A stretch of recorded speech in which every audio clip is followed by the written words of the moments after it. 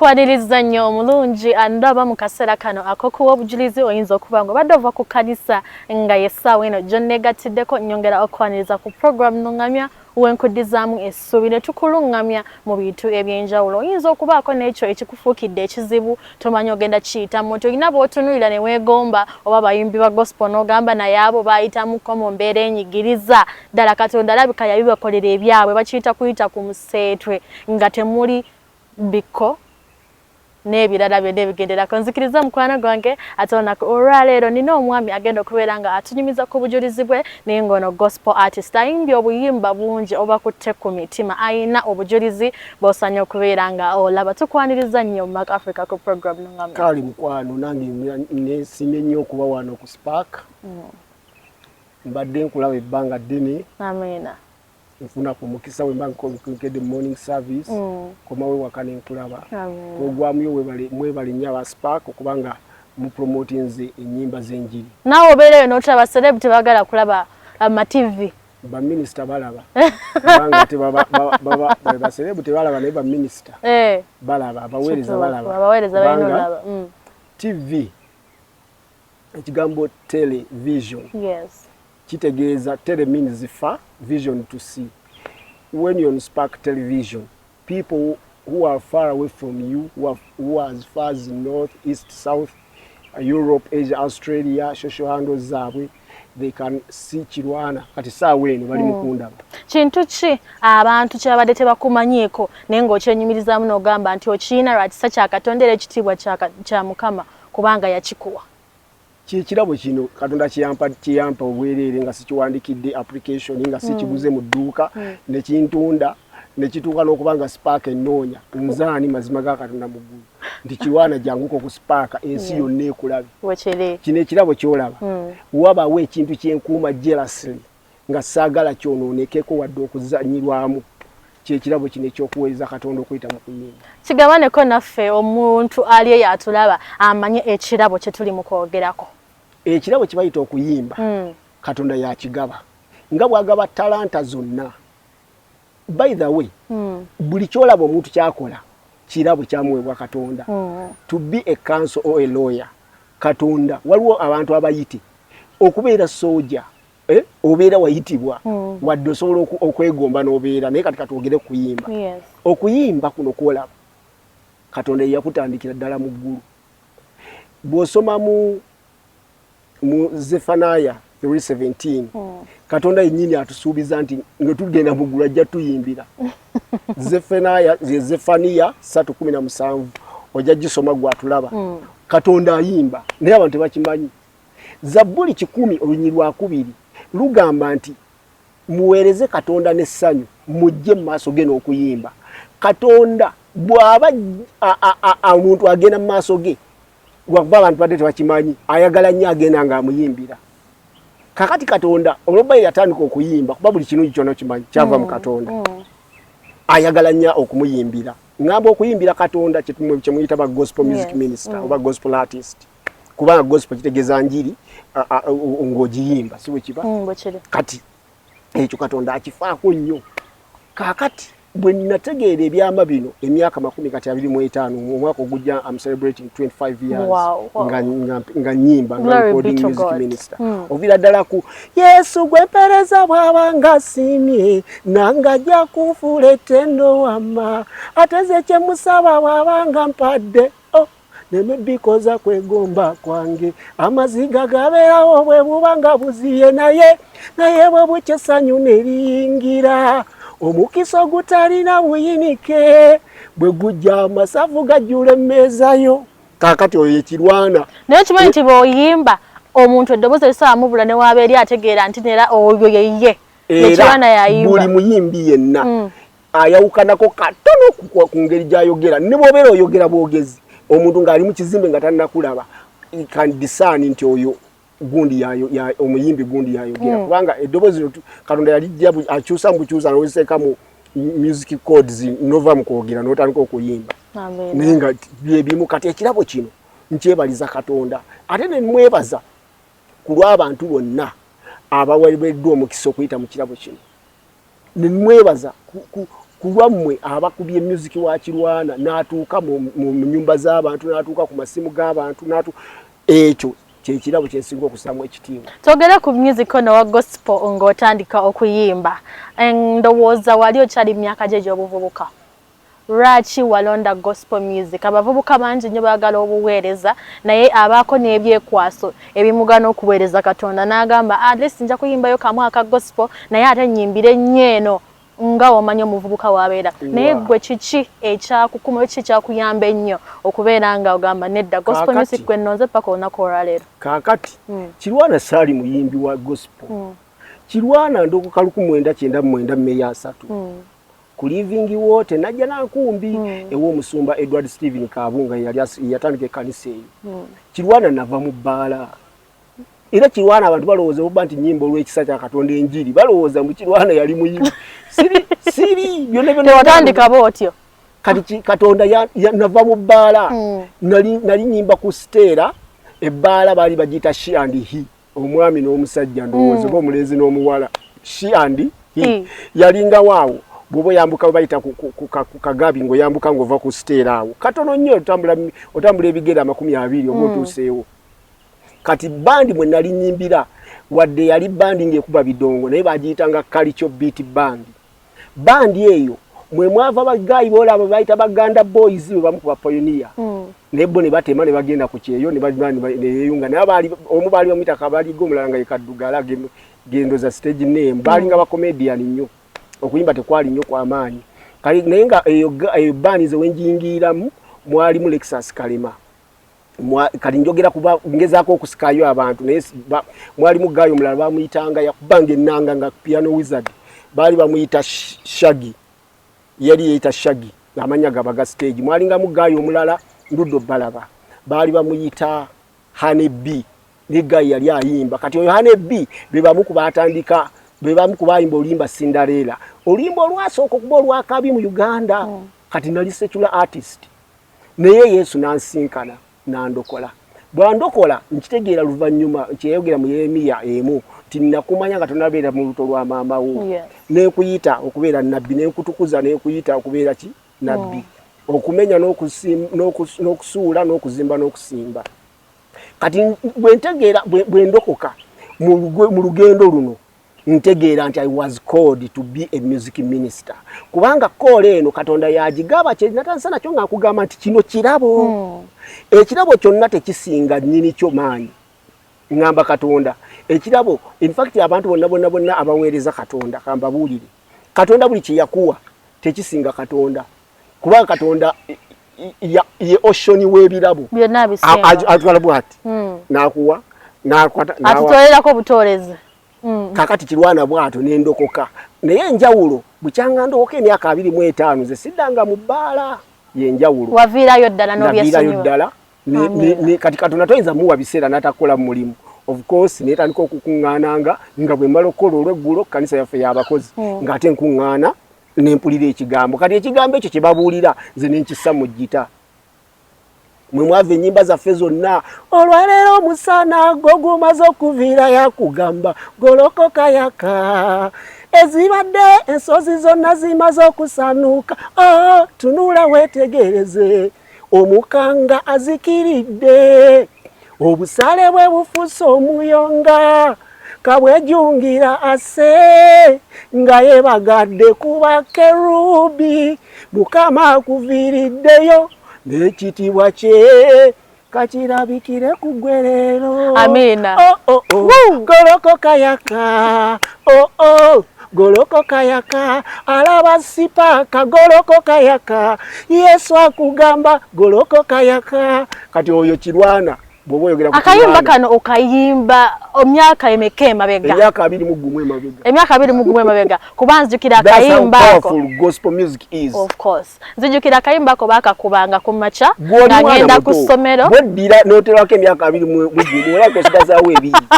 Oli muto. Otebyo otya? oli muto dala waiti wakatonda akibulaze oli muto nolimba lusumbya abantu lujja abantu kuba mu Sunday school ne bampita ninyimba ku graduation za ngaweleza ko mami wange kubanga kagala kuva luli paka kachakanyumira kakuwereza menye lya Yesu amina insaba tubere nga tuyingira mu bujulizi obolda ko ralero boyino bobulambo bogamba nti nze katonda ntemedde kubo naye mu mbeere eno katonda wantemere kubo weba kakati obujulizi bwange kambuwe kampo obujulizi owa first recording of my first project as a music minister. Yes. Ntandika okuyimba jukira na very nze nga ndi muyimbi katonda andeta mu 1999 tuyingira mu kyasa kye 12 kati bwenzija of course hasozo zimanya award nagenda nga nyonyola abantu nze gola banosalamu omusayi nsolo kuyimbira kati okusokera ddala mame waka anzala alingangazi bamuyita omukyala we Gombola Machinde Lusaka. She was once a Gombola chief of Machinde division. Kati ye ali endoza talaba mutabani kwa nze first born yali talaba mutabani anayimba oba yali alaba doctor oba simache yali alaba oba nabilo talaba wali omulenzi bikaseera yeyimbya oyitegeera ayira yagala dekera okutuyana ngo tuwoganira gano dongwe weri kubanga abantu bali balowooza nti omuyimbi taba nnyo wa mugaso. Yes. Okitegedde kati maama simunenya era simusalira musango naye kino kikulu eri abazadde ndowooza kati guno omulembe gwe tuliko nammwe mutegedde nti muweredde abaana ne batuuka ku university ng'omutaddemu miliyoni ebyo n'amala n'omwongera endala 10 agende mbawarabu ne bamugjamu n'olumu ensigo. Kakati omwana yenna ekyo kankibabulira abazadde omwana yenna Katonda yamukuwa gwe you custodian or you guardian.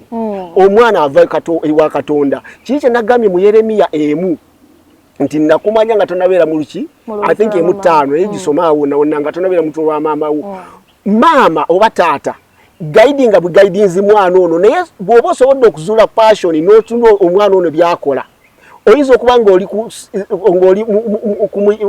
nga muyimbi nda making okusinza ku bubonero bwakuwa yeyimbya ennyimba of course ayimba z'abalala teziba zize bw'aba atandika ekirabo kisobola okukola ki okula omulaba ali mukwata buwaya bwa buyunga bwayakisa amasanyalaze ayinza okuba electrician in the making oyinza omulaba bwakwata bwazimba amatafaali amakadde ayinza okuba civil engineer in the making.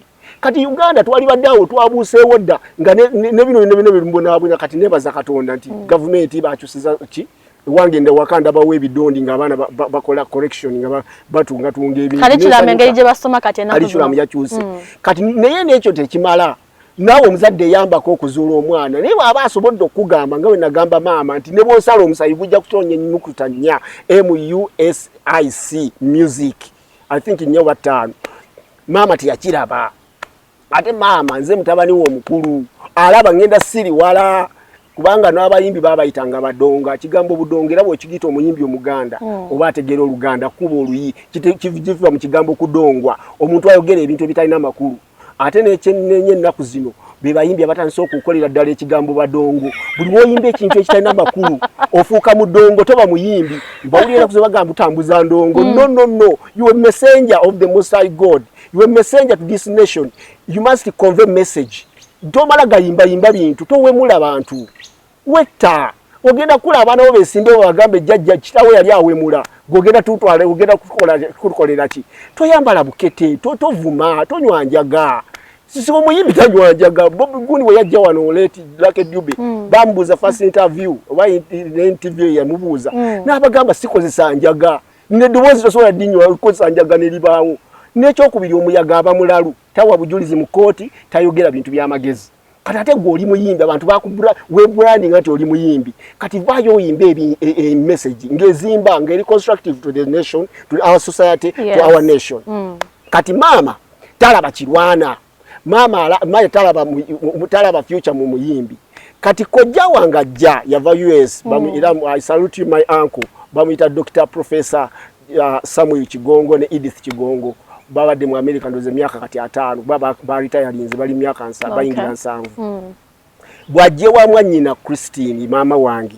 bamutera mu chai nfuno omukisa nga ndali kodinzeyo ka tape olondokose music yali ka tape bu compact gwe tobumanyi omanyi flash na CD ezemero myaka emekejo wezeze emyaka emeka wochikolera ekyo kati ugambe myaka ejo mukulu emyaka kati nze mwaka ogujja mpize myaka 5 siri muto amine ekitiibwa kya nakayimbira emyaka 25 emabega kawo nga otandise recording obuyimba obutadde nali mu 20s nalokanye n'emyaka 24 kitegeeza 26 25 anko wange yampera 24 kubanga next year nja kuba 25 ampa sente tiyazimpaawo namutera mu music ne mugamba kuba nafuna omukisa talina budde professor mmanyi doctor medical ajja wano kusomesa ku university na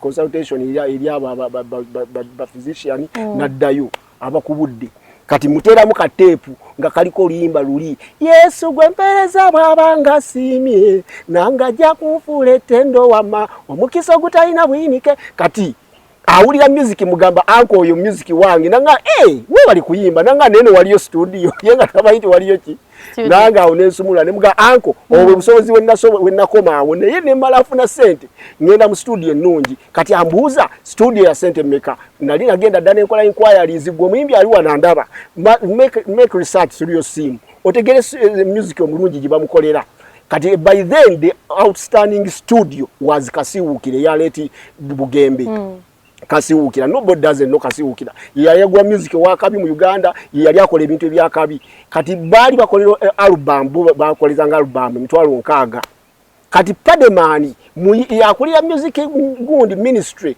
ku church yakave jinja ate bwe yave jinja we connected mu mutima eri ngokitegeera guli wa mwoyo emitima jenyo egerigana era Pademani namugamba kine kirabo tekina kuba jinja naye ngene jinja yali wakabi yali era mu church bagita prayer palace Pademani twatambuza bigere kubako jawo yamalo kweza sente twatambuza bigere nga tuve ekibuye buli nnaku ne tugende Wakasiwukira nga ne Pademani chafa kugenda kwatako kunanga tusanga yo chali I love you my friend Ken nobody doesn't know Ken Ruwama Kenny omulimu gokoze mu Uganda waba atabakusiima mwabandaba ngomanyi Kenny Rubwama sound engineer mu government Kirwana akutumidde I will never forget you nayita mu Kamoli na kino kanchogere kuba sente zine emitwalo nkaga bwe zijja ate waliwo yazisomolako nezitawera kati nempita mu window 2 ba producer abali yeyo walingayo guy bamwita David Lucha ligenze David yo yali producer wakabi waliyo mulala of course Dr. T abangawo yajjanga waliyo Steve Gini waliyo Gaimu Kayizi wherever you are nerabidde ddala Innocent noli nja mujjukira Kayizi Innocent abali wa producer. It's high time I think to honor these guys. By now they have contributed to the music industry here in Uganda. But producer mwenna mbasamu ekitiibwa kuba Kirwana ngenda kufiira ku myaka 15 zile mu ggulu nga sikubye production. Sigenda kubalimba mukola kinene. Abantu bala bagoloka yaka tebamayira yalukuba Pademani ne kati tuli kufasa release.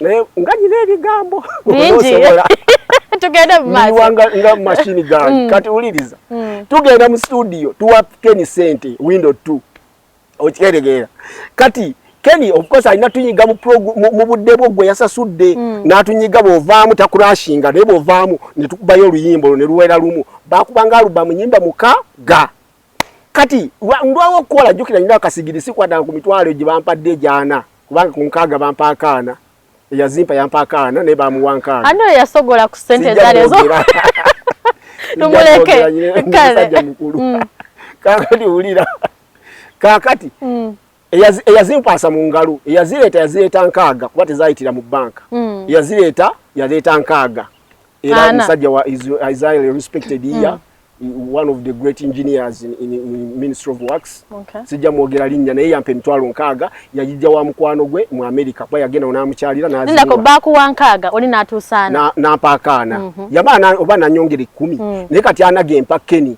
ngeza okulaba faithfulness ya Kenny wadde nalwawo ku recordinga kuba oliwo najja nga session ya ono omusajja late Kafeero jukira batunda music yawo bo bayingiranga ne bwamala weeks 2 bebalinga baletera kasiwukira sente kati basebatoyo golaba bebabanga abakabaka wano bakadonka mubi yali akyali w'amaanyi nga bandi tandaba mumenyawo kati Kenny bwe mbala mbuza ku bantu sente zuga nazimuwadde teziriko receipt.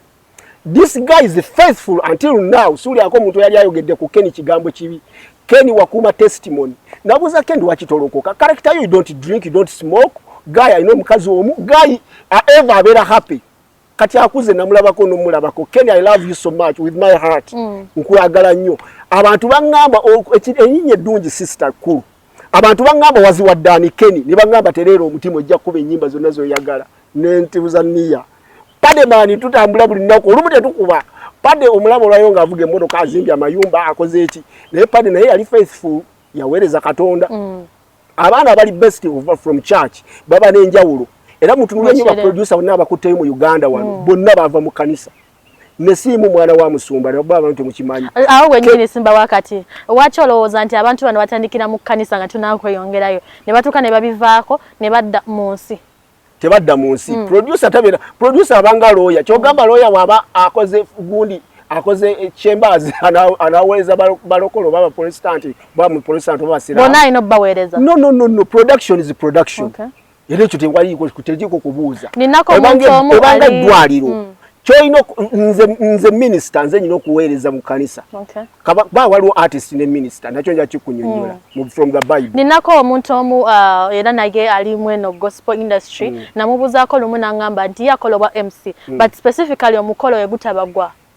gwa balokole wa gundi takolako kati oyo yeye alinganga Kirwana nti yetaddanga mu bbaala kubanga kati nze Kirwana ndi restricted because nze ndi muweereza neba kuita okuyimba nalayira siyimba mu binywero nyimba ku mikolo gyonna era ngiyimbyeko nyimba mu bifo ebiri decent nyimba mu bantu abali decent nga bategeera nenzija nemba kubanga kati mba preacher nesiyimba wantu bamaze kuvaako sisobola kikola because kati nze ndi wanjawulo ndi minister ate nalayira kati nze nina somebody who owns me okitegedde kati nze sisobola si mubayita batya abantu nga buli wamu abeerawo nze si buli wamu timbaawo kubanga era we nabeera buli wamu bajja gamba pasita waffe ate kakati ali eyo kuba buli balowooza buli ayimba abapasita naye siri pasita ndi apostle by grace of God nkuddirayo wali tuyingira pada akuba ennyimba tuzimala bwe twamala ennyimba of course omuto gyamanye kuba gyetonya nagenda ku radio y'abalokole yasooka top radio ntuteyo ennyimba yali eyo naggulu natambuza bigero nalinnyako ndoza nekoma nalinnyako nakuuta enfudu bwe tuusayo oluyimba gayi bamuyita kati ali ku TV somewhere bamuyita oh my God Solomon Kayinja awulira music ye yali asulira ddala mu production omulala bali bamuyita Roni Mubiru omulala bali bamuyita bakwata music omulala bali muyita Roni Mutebi abadde ku gundi ku Kabozi bakwata music bamukuba ne bamumalamu ne sound almost ne bamuwuliriza ne bamuddamu ne bamuddamu mujje mu studio yakabi producer ali anointed nze naye nasabye jukira kino kye kibereberye kyange Katonda kyovola banga buli kibereberye agamba nti kike omwana omberebere gwandaba Bible bono bogisomya mu theologian by grace of God with masters in theology buli kintu ekibereberye kiba kya Katonda buli kintu ekibereberye Katonda akisaako nnyo omulaka era akiwaako ekisa kingi kyovola bane nnyini atugamba mu revelation nti atubanja okwagala okwasooka kakube kwagala kwa mukwano gw'omwana gw'omwami n'omukyala akatinko kaba wali ku first love kakube kwagala kwa Katonda wali wasabiranga wanoonyeza Katonda gwandaba weweerangayo okwagala Yesu akubanja watulanga n'omuyimbira n'osinza businza ne kati omugamba Mukama nze botampa milioni 2 ayo kyo sijja kikola osaba eddakiika 3 noloza ku byokola ebingi byoyina butereevu nodda ku masimu nodda ku ki kati nfulumya album Katonda bwati bwe yayisawo Kirwana ono gwolaba olwaleero atambudde olugendo lw'emyaka 24 nga muyimbi wa Katonda olw'ekisa kya Katonda gwe yawe ekirabo eky'obwereere kyatagula mu Katonda mu kankubuulire ennyimba ze nina nakayimba ennyimba 15 ziri 20 we ziri mu studio naye project eziri ku flash ntunda ennyimba 15 naye nga ate nakoze enyimba endala 2 era kati ndi mu plan yakola studio kubanga mbadde nsomesa abayimbi ebbanga ddene nendaba challenge major challenge gye funa mu Africa obuzibu sente zagenda mu studio abaana bali eyo balina talanta mu kanisa ayimba n'ogamba ono malayika yazze n'ayimba nga bali abayimba Yesu lwe yazaalibwa kuba lwe bamalayika abakka ne bayimba Yesu lwe yazaalibwa ne bamala ne badda mu ggulu oyinza oga nti be bamu ku bo naye ekizibu ki sente n'olwekyo challenge eyo tewali naye ate ejjukira Katonda mugezi okulaga nti ye Katonda tayinza kuwa kirabo nga kyekisinga ebbeeyi ate n'alyoka tayinza kuwa sente nga ate ekirabo kyekisinga ebbeeyi nga tannakuwa kirabo asooka n'akuwa ekirabo kuba ekirabo nakyo kikula buli kintu kyonna kikula buli calling yonna buli call y'omuntu ekula buli talent ekula kati bw'amala okuwa ekirabo ne passion n'oyimba akuwa amagezi akutemera ekkubo n'omwana ofuna sente n'ogenda mu studio n'olwekyo nkuzaamu amaanyi gwatulaba aweereza Katonda nze siri mwogezi wa mulala nze ndi kamwaka ka Katonda Katonda gwoweereza ajja kuwa sente abantu abasinga okubonaabona be bamakwaya ga church waliwo omugayo omujje nagenda mu Church of Uganda agana ekirwana gwakola gotyo okufuna breakthrough enyimba zo buli wamuzibeerawo nze gwolaba ekitabo kijjudde naye sina nyimba naye nzijukira olunaku omuvubuka gwe nali nsula naye eyambulira enjiri okuloka bamita Dani Chiwumulo muganda wa Apostle Chiwumulo Frank Dani I love you so much makanika nno makanika oyo yagende wanyina namukonvinsinga kola kademo anko ke yasanga anko Samuel Kigongo professor doctor ke yasanga okumpa sente gaye eyampa sente simuinako Luganda simuinako mukwano manya simuinako kakwate naye olwokumukwano in fact kambabuli mu abatulaba toddeyo kuzowooza nti nno ekirabo kyo you can pinpoint no gamba no bagenda okuyisa out your destiny you don't know your destiny Katonda gwagenda yisago the destiny helpers bali along the way Katonda yabaleeta okulaga nti ye Katonda ogugo gwa kuyimba and you tell the vision ogugo gwa kudira kwolesebwa nga kaba kukuba yagamba 3 nti dira okwolesebwa okusemuki ku bipande Habakkuk 3 abakusoma bakoleki badduke nako bwotandika okuyimba waliwo abagenda okutandika okwidentifying ekirabo kyo bagamba oyo omwana ali mu talanta okitegedde kati olunaku lwaleero Padman is a call away yakampa ennyimba nyanga sasudde wadde yaka olunaku lwaleero Kirwana everywhere kankubuli mbadde nkubulira kuba producer gayo mmanyi gwe bayita omuvubuka ono omuteso so yomukubawa ojjukira omuvubuka yawa bamuyita Hannington ali bwatyo yakuba nnyo music wa secular ono wa dancehall yaberanga mu gundi yaberanga mu wa Eddie Yawe Dream I love you so much Dream studio mwe bagayi mwe mukama abawo omukisa in fact olugendo ono simanyi mama abantu bangi nabo Dream studio jentwala Padman Padman agenze okukolera oluyimba kati Padman gundi amulaba Eddie Yawe amugamba gwe tolina gy'olaga osigala wano kyali nga alina talent naye nga tanayiga production tanayiga jukira abadde mu church tanayiga computer kati Tony Hose yayigiza gundi production ya computer yero yali munango wakabi era n'ennyimba kyatuka ekiseera nga bonna bakolera mu Dream by then it was the best studio mu Uganda nga Fenon tenajja kati nga kubanga nze omukisa gutalina bwinike nagukolera mu best sound studio kuva dda ngenda wasinga goloka was my secondary project eyo album fe twakolanga buyimba buno busingo eyo nagikolera mu VR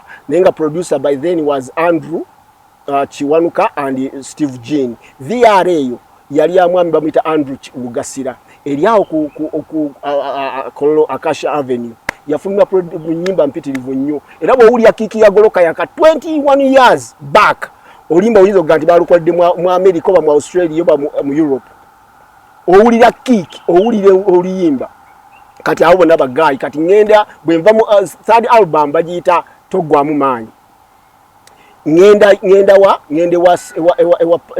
Eddie Yawe Edi awe atuka ekiseera nanjagala nangamba Kirwana onobanga oyagala uyimba Linda ko Kirwana ngati nakutuuka yeyo ovuzeemu ko speed mu bujulizaabo mu bantu okutumira wali otuddayo kemabega ogenze ku studio tutte akayimbako omulundi okusose mu radio mbadde nkudduseeko mbadde nkuddusa emyaka 10 maaso kati ntuukayo bakyali bakwata ku luyimba balukuba by then tewali bayimbi ba gospel baza abazungu bayina radio emu top radio era top radio eyo yanyamba nnyo okutambula kuba Pastor Jackson we yali launch agulawo radio eyembali. It was my first time to go to Mbale 20 years back bwe yamala nagulawo eyembala igwe gwaso kugenda nga nze gwe ntambula nabo olono Kirwana yetika bu tape ya master ya gundi music yatunda distribution rights nze satunda ku copyright eyo sibanko wewe natunda distribution rights kusasanya naye kati nabanga mugezi kuvadda ndimu olugendo lwakola sente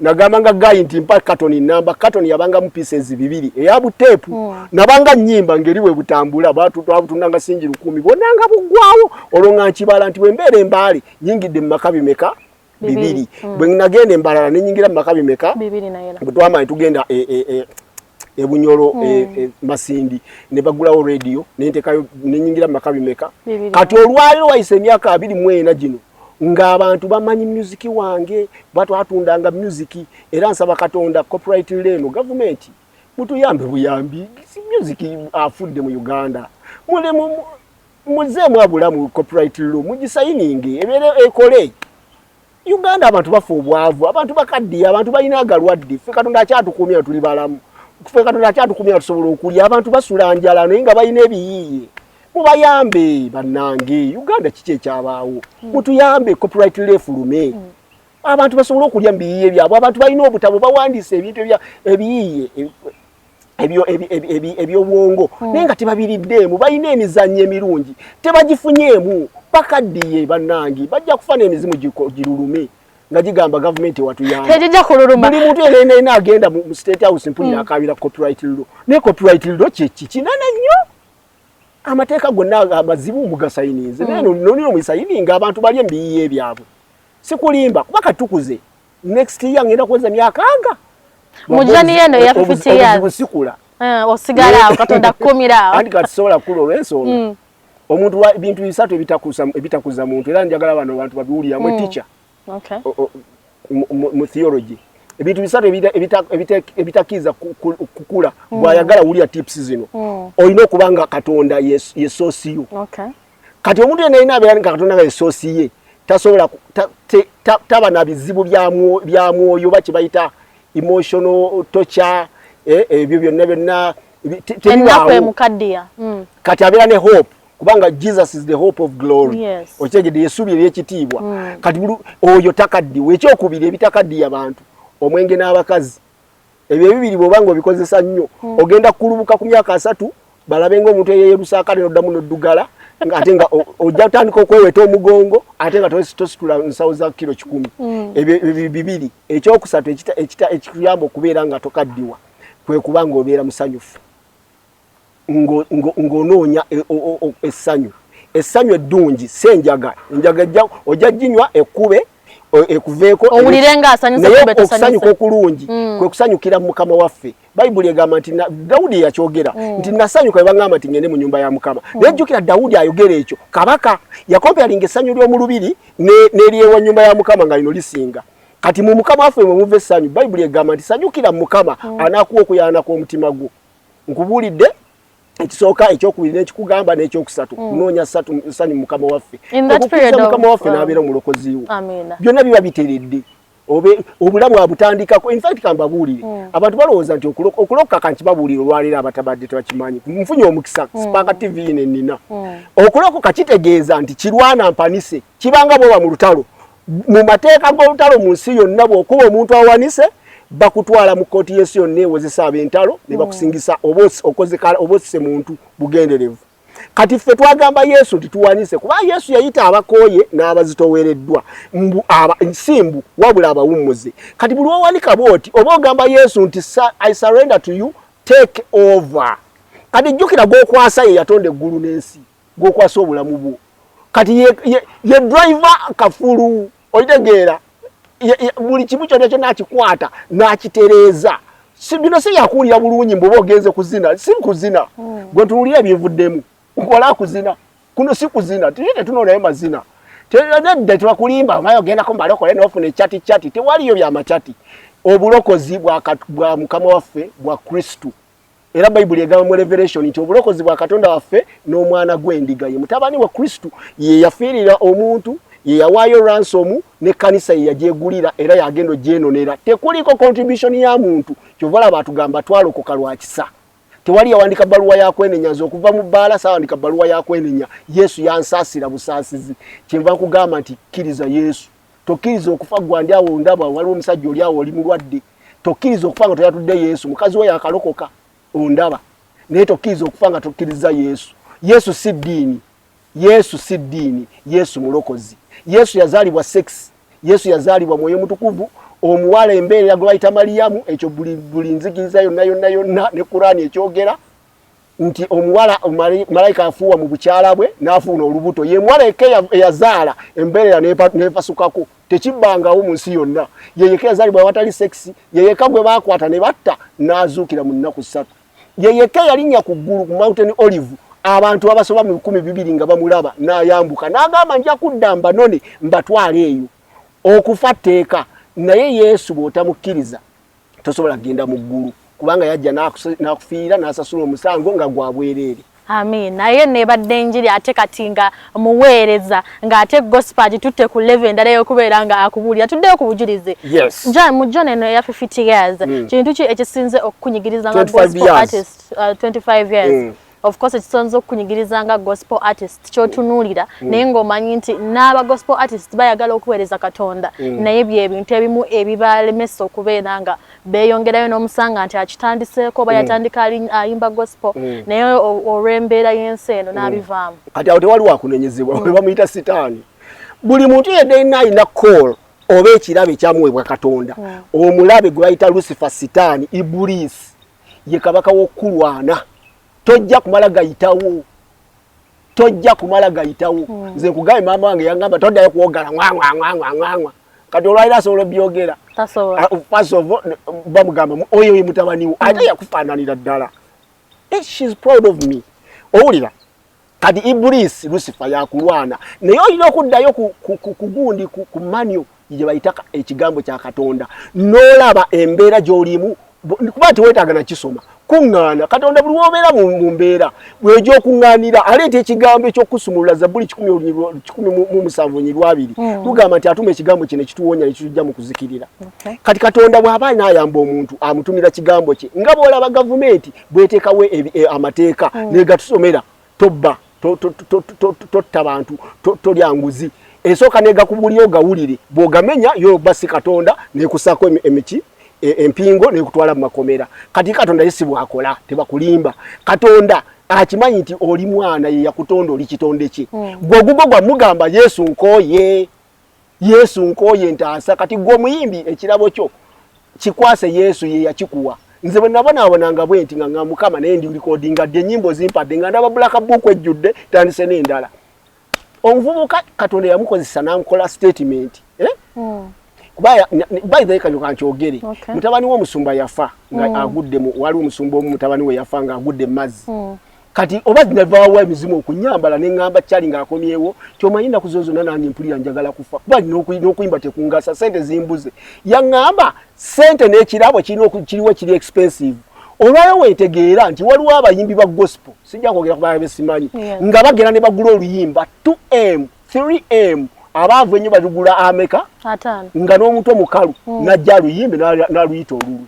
Kati naakakitegeera leero nti okuyimba kisinga ne golodi.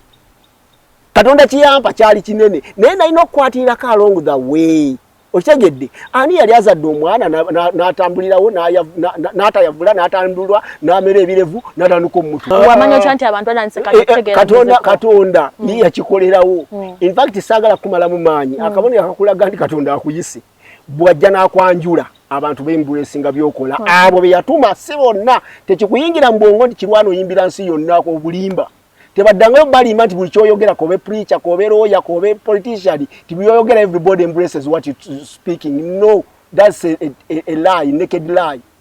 Oyina abantu boyina okuministeringa boyina okwogera nabo kati abo bembracinga enjiri kati nze abantu abangi Katonda beyawa okuba nti n'abawange obubaka okutegererawo bantegererawo kyakwata kasana ye moloka yasimbulirawo shwi platform nezintama ekisane kijja ne of course ekisawe kijja platform nezijja kitegeza n'akantu katandise okukola ki okujja kati kyekyo kyokka kye weetaaga kyenva ate wano njogera sogeza bujja kati experience is the best teacher. Yes. Bw'oba kimanyi toli muyimbi ngamba gwe omuyimbi w'enjiri a gospel music minister nga okakabukasi ng'oli mu kugula olina ebizibu bibiri. Gospel music is not a merchandise. Si kyatunzi. First of all tuyimbira bwerere mu kanisa ng'abantu batudde naye of course sigwa baleese obasanga busanzi mu kanisa emizindalo gibaawo gunne zibaawo ne bakuwa platform naye ate sente tezijja kati bwoba wataddemu audio waguze oluyimba million 2 to get to example omaze video gikoledde busatu obusi butaano omaze publicity nabo busatu obusimu 8 oyimbi bakufuye emitwalo 414 naye oli Masaka wapaliza akamotoka ogenderemu ovimbe kati n'emmotoka ejja kusika kati kiki enkugamba Katonda bwaba teyakuyita mu kirabo ekyo tekikooya nnyo kola ebyakuyitira tubonaabona mu Uganda abantu ne tukola ebintu ebitali byaffe ambabuulira amazima amatuufu bano ba journalist bano bantadde mu kamera waliwo abayite n'abakole okitegedde omuyite akola with passion kiva mu ye omuyimbi omuyite ne batamuwadde lwatanuka nkubuulire n'ayimba buyimbi wadde kulumbe ku mulambo avaayo awulira essanyu ne sitaani neera ne bwali omutemu sitaani gwe yayita bw'atatta ku muntu wiye wali omutemu sitaani gwe yayita amera n'olutuku olute spinning okubalansinga babitegeera omutamiivu nga sitaani yamwambaza ekyambalo ky'obutamiivu tanyola kuba nti alina ssente waliwo ne wagera n'akwata ku ttama bwati ku bbaala ne batunuulira nga kwemutta ogenda kola wakasigala anyweddeko ng'amuwaako akatundu anywe ku mwenge kati adde ewaka nga maama atandika okuyomba omusajja atamira tatugulira mmere talina naye sitaani yamuyita kutamiira okulekaogeza okuga kyekirwa toweesiba mu kuyimba omusajula genda ojja kuwemula ofune ssente ndabe ennaku zomuwemula ne mufuna ssente sitaani ekyo tubasabire ekisatu baleke mukwano gwange naye n'omuyimbi omuyite owa secula ajja kuyimba message era people will embrace him n'ekirala kino kankyogere ndi muntu mukulu naye kambabuuze bannayuganda mutunuulira ddala Uganda eno ng'ebizibu byayo laavu muyimba laavu from morning to sunset temulaba bintu birala byetaaga kuyimbako ebyo bikuume tugenda byogera mu bubaka obusembayo olunaku olwaleero mukwano gwange tuline Kirwana omuyimbi eyakuyimbira obuyimba obw'enjawulo obulesinze abantu bangi nnyo abatamanyi Katonda ne bamutegeera abadde bamumanyi ne mubuddiŋŋana ne mubuwulira ate ne muwulira nti ekisa kya Katonda kiri wamu nammwe mu bigambo bye bisembayo bintu ki by'oyinza okugamba omuntu oyo abadde aweddemu essuubi ku Spark TV abadde atulaba essuubi liri mu Mukama waffe bwe mba nkulimba Kirwana Yesu yanzija ku scratch nze sisobola kuyimirira mu kamera ya Spark ne nnimba nti Kirwana nava mu lubiri okuweereza Yesu. I was from zero. He gave me the free gift of music, of singing, of writing, of composing, from zero, from scratch to where I am. It has been only the grace of the Lord. Kati kiki enkugamba Yesu ye Mukama. Wallahi soya kuva mu kamera eno nga sikyogedde emirundi esatu Yesu ye Mukama. Ne bw'otamwagale kati ng'oli ku kaseera kali ojja muyita. Naye Bayibuli egamba nti buli aliyita erinnya lya Yesu alirokolebwa. Kankubulye tewaliwo kyaliwo ku nsi kuno asinga Yesu. Bano bonna batwagala conditionally. Alina agape love, the love with no condition. Bamuyita Yesu. Omuntu we jjajjaffe mbereberye jjajja mukyala ne mwami Adamu ne Kaawa we baayonoona tebawandika bbaluwa ya kwenenya. Dad, Father from heaven yajja nga bali bwereere n'asala ensolo n'ababikkako eddiba n'abikka ku bwereere bwabwe. That's love. Bwe yamala n'aweza second Adamu nga ye Yesu najja n'atufiirira. Bw'otakkiriza Yesu muganda wange ekirala sirina kyakugamba. Yesu is the hope of glory. Yesu ye ekitiibwa. Yesu y'ayamba. Yesu siwa muve ku bana ababbira mu Yesu abo besonyiwe Yesu talina kazini we ku nsi ekkanisa yajegulira bwomu yagirekera Mwoyo Mutukuvu for your information kankwerekereze abatubulira ekigambo kankwerekereze olunaku olwaleero ngawola bapasita abatuufu abaliko call. Amina. Kamwerekereze olunaku olwaleero enjiri yo agibabuulidde obujulizi bo n'agabanako naffe osanga omulundi omulala tuli mukyaza neera nitongereza ku bigambo ebyo naye nga obujulizi bwe badde mu nti teyatandika nga alina ekiyimba kino ekirabo kino eky'okuyimba mu gospel music yakati yatandikira mu bbaala naye Mukama n'amuyita olw'ekisa kye n'agonda naawe gezaako kuwulira Katonda akuyitira ki bw'abanga akuyitira kubeera ng'omuweereza mu ngeri yonna nammwe abazadde abalina abaana mu basupporting ennyo ekyo Katonda kyayitidde omwana oyo kiyinza okubeera ng'ekitiibwa kye mwe kigenda okuyita kirabisibwa enzikiriza nkongereyo mu motivational preaching tova mukwano gwange mbadde ne Kirwana eyakuyimbira kayimba kensindikiddeko mami wange Irene nakagamba nti goloko kaya kakabanyumire mwenna kankomeo tovao.